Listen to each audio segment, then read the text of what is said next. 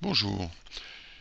Nous avons vu dans le chapitre précédent des rappels sur la série de Fourier qui permet de décrire des signaux purement périodiques et de voir le lien entre l'espace du temps et l'espace des fréquences. Nous avons également décrit le phénomène de résonance des molécules qui génèrent donc des pics dans l'espace des fréquences qui sont caractéristiques, qui sont une empreinte, une trace, une caractéristique de la matière. Dans l'espace des fréquences, on a donc des pics qui correspondent à l'enregistrement par un spectroscope d'un signal dépendant du temps. Et donc il faut pouvoir passer et comprendre le moyen d'analyser, de régler le spectroscope lorsque on considère un signal qui a un début et une fin, donc qui n'est pas purement périodique au sens mathématique du terme. Donc ici on rappelle la notion de puissance, qui donc correspond à la valeur moyenne du carré du signal ou du module carré du signal sur une période, et la notion d'énergie. Donc ici, vous voyez que l'intégrale porte toujours sur le module carré du signal, c'est toujours une intégrale sur le temps, mais là les bornes vont de moins l'infini à plus l'infini, en réalité du moment du début du signal au moment de la fin du signal. Et donc à ce moment-là, on parlera d'énergie totale du signal sur une fenêtre temporelle donnée. Dans ce chapitre sur la transformée de Fourier, il faut commencer par une définition, la définition de la transformée de Fourier, qui peut être liée à celle de la série de Fourier. Vous pourriez reprendre la première partie de ce cours et voir l'analogie. Donc la définition de la transformée de Fourier pour des signaux d'énergie finie. Bien sûr d'énergie finie, puisqu'ils ont un début et ils ont une fin. Donc on a une énergie globale du signal qui est finie. Se définit, donc c'est un signal dépendant du temps, x de t, comme étant l'intégrale de moins l'infini à plus l'infini, en réalité du moment du début du signal au moment de la fin du signal, donc du produit de ce signal fois l'exponentielle de moins j de pi nu t, on voit l'analogie avec la série de Fourier. Ça nous donne un résultat qui, évidemment, dépend de la fréquence, nu, qu'on voit apparaître ici dans l'argument de l'exponentielle. C'est le théorème de Plancherel. Alors bien sûr, c'est une définition en fait intégrale, et on peut commencer pour se l'approprier à traiter un petit exercice correspondant à la transformée de Fourier, la caractéristique donc spectrale d'une fenêtre rectangulaire, donc d'un signal qui a un début et une fin, qui a une hauteur unité pour l'instant et une durée tau. Alors, la fenêtre correspond donc à une fonction qui va être égale à 0 de moins l'infini au début du signal, puis ensuite va prendre la valeur 1, et au bout d'une durée tau va retomber à 0. La transformée de Fourier, lorsqu'on fait le calcul, vous donne une fonction sinus cardinal. Et on peut discuter du comportement de cette fonction en fonction de la fréquence. Évidemment, ça devient une fonction de la fréquence. Donc d'abord, sa dimension, qui est égale en fait à celle du signal, multipliée par celle du temps, puisque dans la définition intégrale, nous avons le produit d'une fonction sans dimension par une fonction qui est un signal donc dimensionné, en général en physique, et multipliée par dt. Donc la transformée de Fourier a la dimension d'un temps. Et puis le comportement lorsque nu tend vers l'infini, lorsque nu tend vers 0, sont des choses qui sont utiles pour comprendre l'impact de cette fenêtre dans le domaine fréquentiel.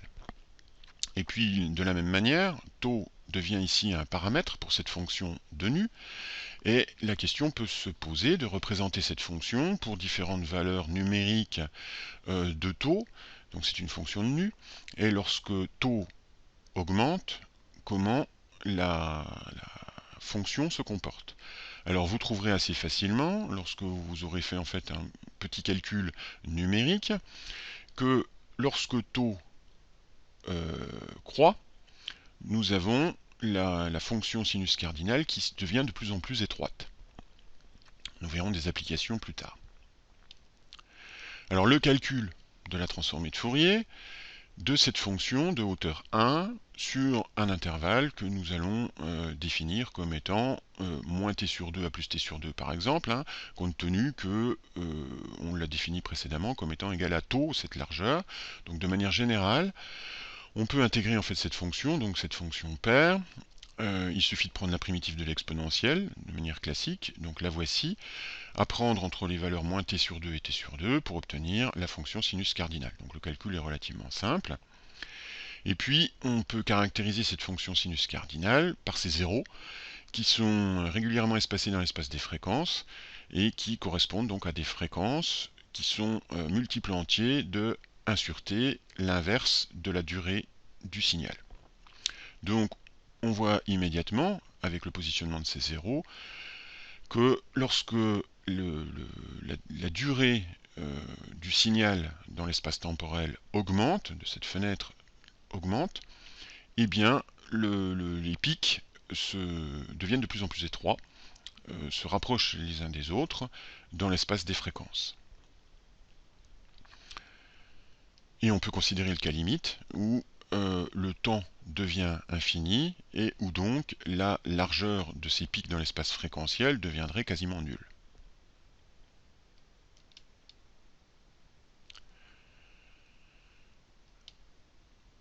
Un autre exemple intéressant est celui de la transformée de Fourier d'une fonction gaussienne. Pourquoi est-ce que c'est un exemple intéressant? C'est parce que beaucoup de phénomènes temporels peuvent se décrire par une gaussienne. Alors ça peut être lié à des effets statistiques ou à la physique qui permet d'obtenir des profils gaussiens. Alors on a des profils gaussiens par exemple au niveau de l'excitation thermique, ça peut être des profils lorentziens aussi, donc des fonctions caractéristiques dans l'espace temporel, dont il faut connaître effectivement le comportement dans l'espace fréquentiel. Donc quelle est la transformée de Fourier d'une fonction gaussienne, donc qui se définit par l'exponentielle de moins x carré sur sigma carré étant lié à la largeur de la fonction gaussienne.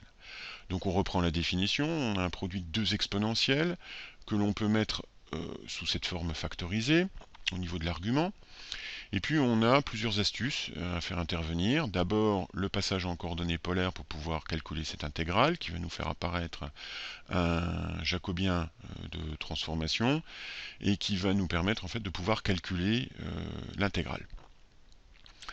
À partir du moment où on peut calculer l'intégrale, où on voit que les bornes deviennent des bornes étranges, on passe de plus l'infini plus j pi nu sigma, donc on voit qu'on est en train de se placer en fait dans le plan complexe. Ce sont des choses en fait qui ne s'inventent pas. Eh bien, on a une simplification de cette fonction qui va nous permettre de passer donc dans l'espace avec un changement de coordonnées dans les coordonnées polaires et donc de pouvoir trouver la valeur de l'intégrale et donc trouver la valeur du spectre correspondant d'une fonction gaussienne. Donc vous avez le détail du calcul sur lequel vous pourrez regarder ligne après ligne comment le calcul peut se faire. Donc il y a deux astuces qu'on peut généralement pas inventer ou intuiter, qu'on trouve un peu partout dans les livres et sur internet. La transformée de Fourier d'une gaussienne, donc sa caractéristique spectrale, eh bien c'est une gaussienne. Vous remarquerez que par rapport à la définition de la gaussienne, sigma apparaissait au dénominateur dans la définition temporelle, elle apparaît ici au numérateur. C'est logique pour des raisons dimensionnelles. Et puis ça implique aussi la même conclusion que l'on avait tirée pour l'exemple de la porte, de la fonction porte. On obtient ici un élargissement qui va dans le sens contraire dans l'espace du temps et dans l'espace des fréquences. Ça c'est un résultat important et général, même si on ne l'a vu que sur deux exemples, c'est-à-dire que si la largeur caractéristique du signal diminue dans l'espace des temps, il augmente dans l'espace des fréquences, et réciproquement. Maintenant, il faut pouvoir non seulement passer dans l'espace des fréquences, mais aussi, une fois qu'on est dans l'espace des fréquences, repasser dans l'espace des temps. Donc on utilise la transformée de Fourier inverse. Transformée de Fourier réciproque, aussi, s'écrit d'une manière en fait similaire à la transformée de Fourier. Au lieu d'avoir une intégrale sur le temps, on a bien évidemment une intégrale sur la fréquence. Et puis l'exponentielle qui intervient dans la définition de la transformée de Fourier, si elle portait un signe moins dans la transformée de Fourier directe, porte un signe plus dans la transformée de Fourier inverse. C'est la seule différence. Bien évidemment, ici l'argument c'est le spectre, et ici, dans la transformée de Fourier directe, c'était le signal temporel que l'on enregistrait directement. Alors, tout de suite, vous pourrez trouver, suivant l'ouvrage ou la référence sur Internet que vous pouvez trouver assez facilement, des définitions qui varient suivant le domaine, en général, que ce soit le traitement du signal, la diffraction par un cristal, la spectroscopie, vous pourrez trouver des définitions différentes. Elles sont toutes reliées ensemble pour être cohérentes entre la définition de la transformée de Fourier et la définition de la transformée de Fourier réciproque. Alors, quels sont les liens? Alors, vous voyez ici apparaître un coefficient A d'amplitude et un coefficient B à l'intérieur de l'exponentielle. Si, de manière générale, on fixe A et B quelconques, on peut trouver la définition de la transformée de Fourier inverse directement à partir de ces coefficients A et B, ici, pour qu'elle soit cohérente, avec un coefficient qui apparaît devant, un facteur B sur A, un coefficient, un facteur 1 sur 2pi devant l'intégrale, et puis à l'intérieur de l'argument, le même coefficient B qui intervient à l'intérieur de la transformée de Fourier réciproque. À partir de ce moment-là, alors là, il faut bien réfléchir à l'influence en fait de ce coefficient B avec ce que l'on a déduit tout à l'heure sur la fonction gaussienne. Vous pouvez revenir en fait à l'exemple, et notamment avec la discussion sur l'inverse ou le comportement en fait inverse de la transformée de Fourier dans l'espace réciproque et dans l'espace direct. Bien évidemment ici, ce sont des définitions, et donc le calcul de l'intégrale n'est pas encore effectué. Chacune des intégrales étant donc respectivement sur le temps et sur la fréquence. Donc faites attention à ces définitions pour qu'elles soient cohérentes. Si vous utilisez transformée de Fourier direct, transformée de Fourier réciproque, il faut que les définitions se correspondent. Alors, à titre d'exercice, on peut considérer et écrire plusieurs définitions de la transformée de Fourier, que l'on raisonne en pulsation, que l'on raisonne en fréquence, qu'on voit des définitions au niveau traitement du signal. Donc il y a plusieurs couples qui se correspondent de coefficients A et B dans les définitions précédentes, avec par exemple A égale 1 sur racine de 2pi, qu'on trouve souvent en fait en physique, A égale 1, B égale 1 lorsqu'on raisonne en pulsation, souvent utilisé en traitement du signal. Et puis vous avez d'autres définitions qui peuvent être données et suivant les cas, donc qui vont vous permettre de répondre à la question comment s'écrit la transformée de Fourier inverse à partir du moment où j'ai une définition de la transformée de Fourier directe.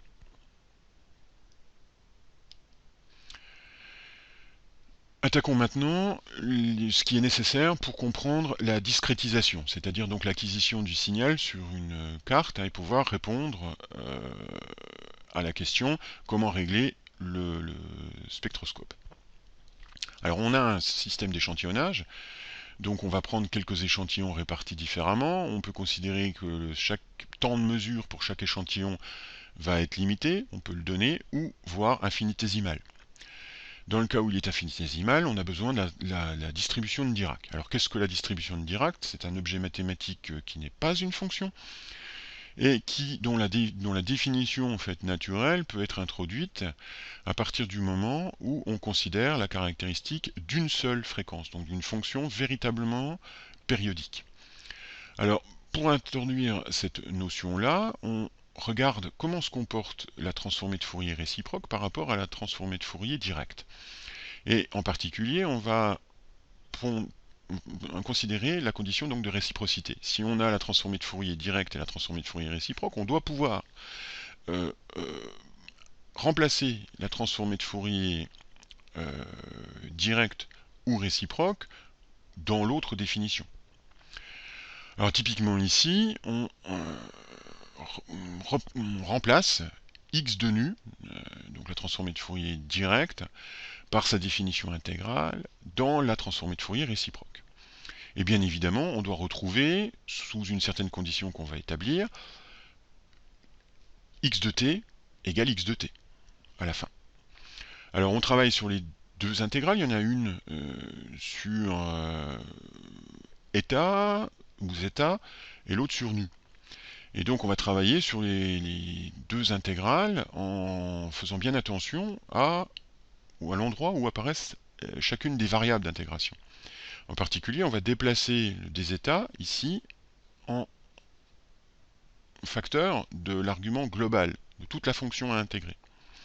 Et puis on va voir en fait la transformation induite, c'est qu'on va considérer donc, on va tenter d'inverser les intégrales, et donc on va pouvoir sortir l'argument x de zeta qui va n'être influé que par l'intégrale sur zeta, et donc pas par l'intégrale interne ici sur nu. Et donc on va mettre en évidence une intégrale ici sur nu. Pour pouvoir obtenir une fonction x de t, on doit avoir finalement une valeur particulière pour cette intégrale en rouge. Alors vous pouvez réfléchir à quelle valeur particulière.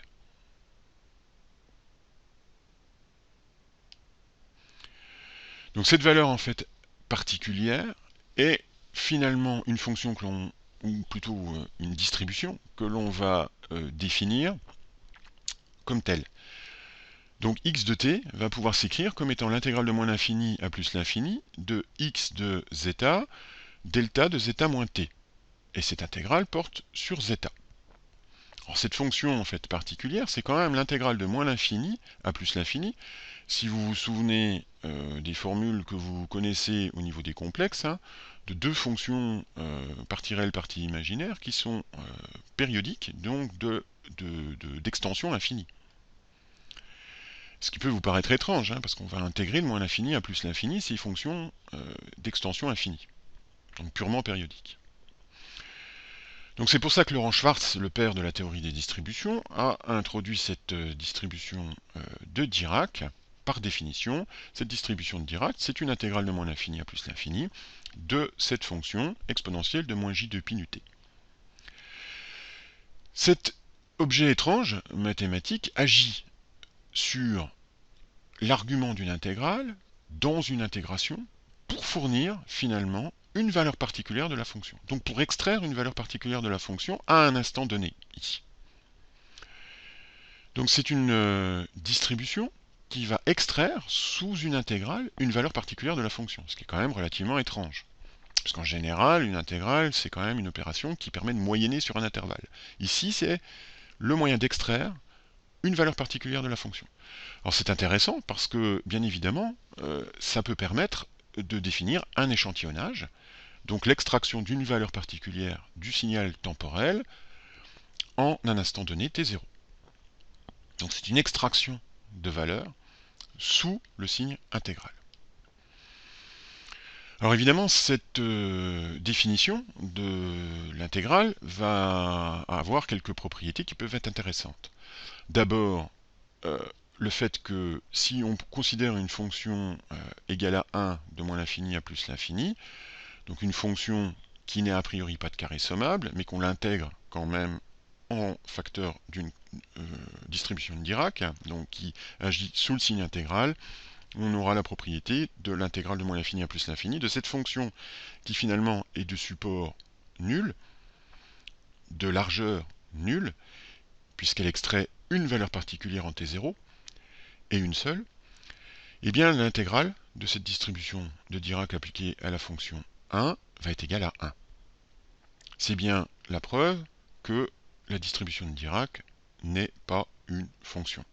Sinon, on obtiendrait une valeur sans aucun doute infinie, ou une valeur particulière différente de cette intégrale. Alors la distribution de Dirac donc, a des propriétés particulières hein, qui nous permettent de définir les propriétés de fonctions discontinues et qui nous permet de décrire l'échantillonnage. Alors on peut écrire avec une notation bracket que vous connaissez sans doute en mécanique quantique pour éviter la lourdeur du signe intégral dans les formules suivantes. Donc on peut l'écrire sous la forme delta de t moins t0 appliqué finalement au signal s de t pour écrire plus rapidement cette intégrale de moins l'infini à plus l'infini sur le temps. Et puis bien évidemment, cette notation en fait intégrale, si vous voulez la transformer au niveau de la définition de la transformée de Fourier, ou l'appliquer à la transformée de Fourier, eh bien c'est facile. Vous avez le signal x de t fois l'exponentielle de moins j de pi nu t, et puis vous avez bien une intégrale de moins l'infini à plus l'infini par rapport au temps. Donc vous pouvez écrire la transformée de Fourier ainsi. C'est le bracket de x de t par l'exponentielle de moins j de pi nu t.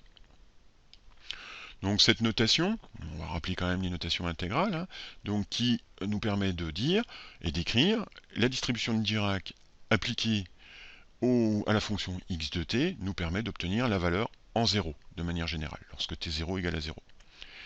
Et puis on a des propriétés particulières qui sont des propriétés par exemple de translation. Elles vont nous permettre, là, lorsque je prends la distribution de Dirac en t moins t0, d'obtenir la valeur de la fonction signal x de t en t0. Et puis, on est dans une transformation en fait qui est linéaire. On aurait pu le démontrer au moment de la définition de la transformée de Fourier. C'est lié évidemment cette propriété à la linéarité de l'intégrale. C'est la même définition de la linéarité qui avait été présupposée pour considérer des appareils linéaires pour pouvoir définir la fonction de transfert et la réponse impulsionnelle.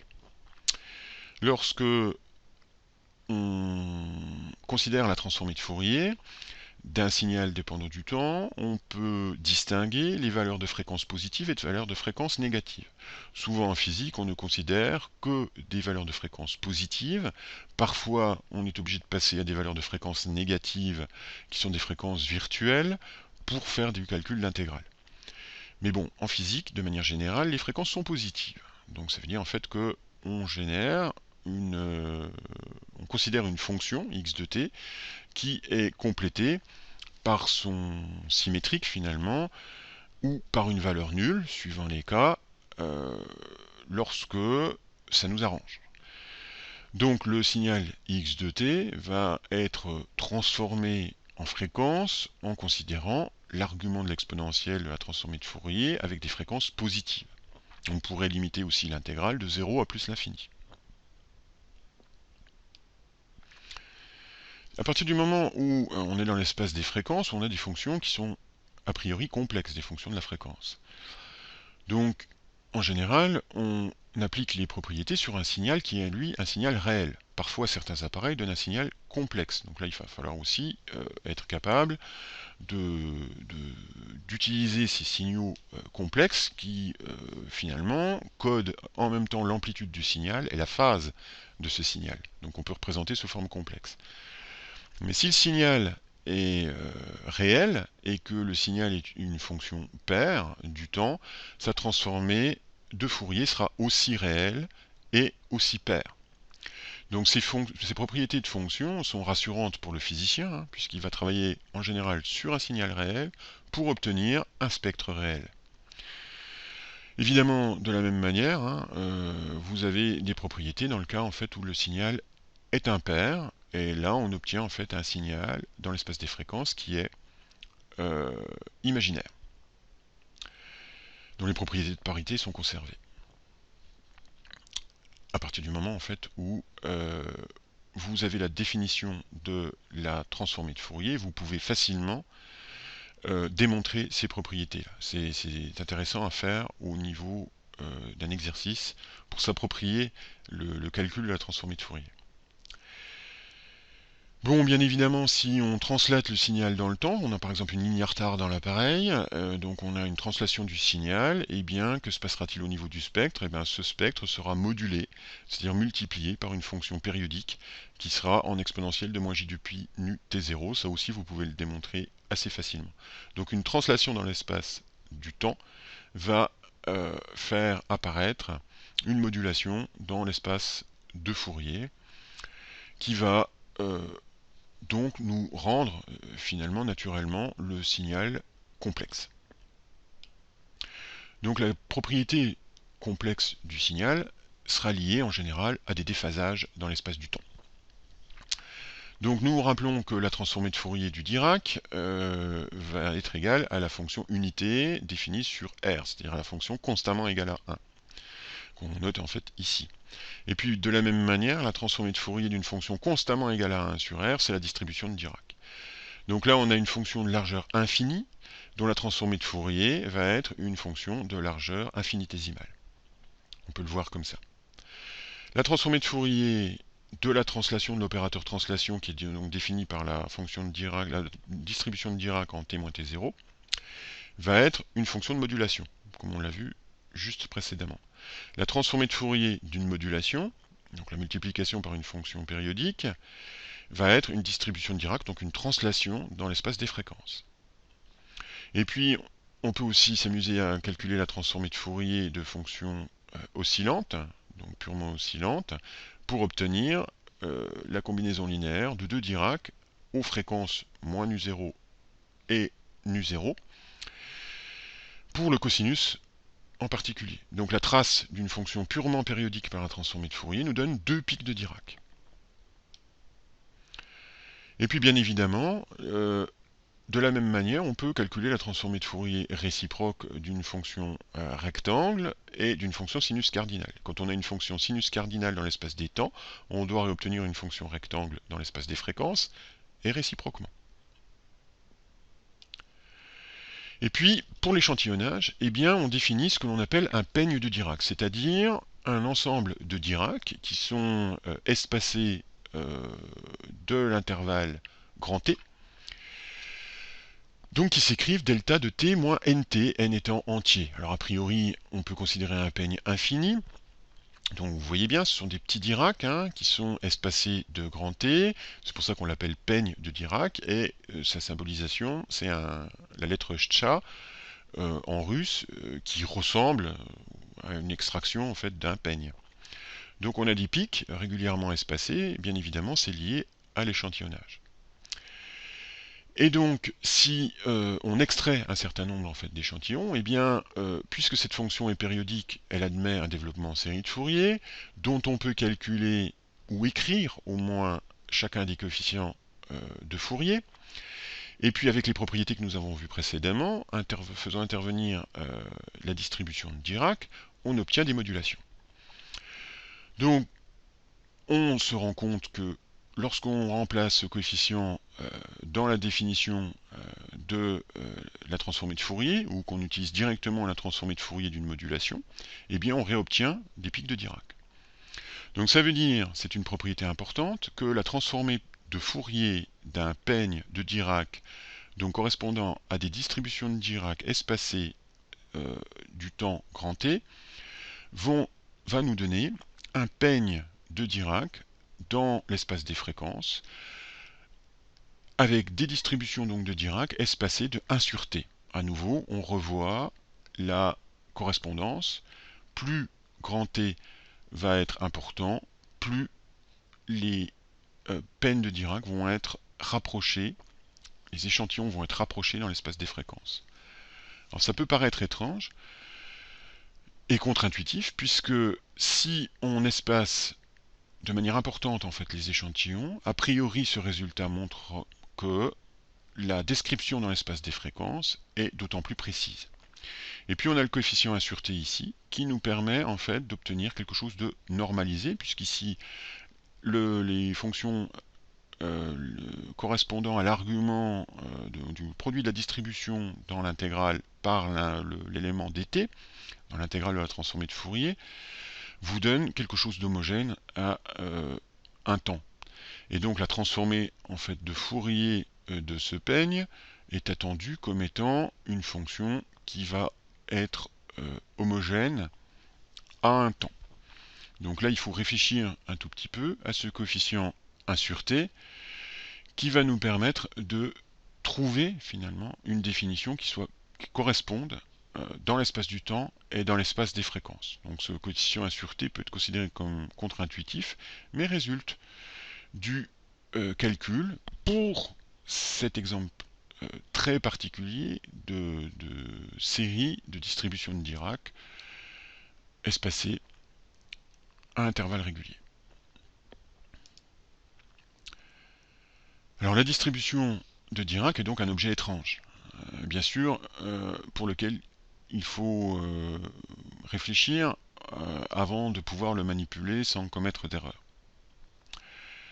Alors ici, il y a un petit détail de l'explication de la cohérence entre la définition de la distribution de Dirac et de sa transformée de Fourier.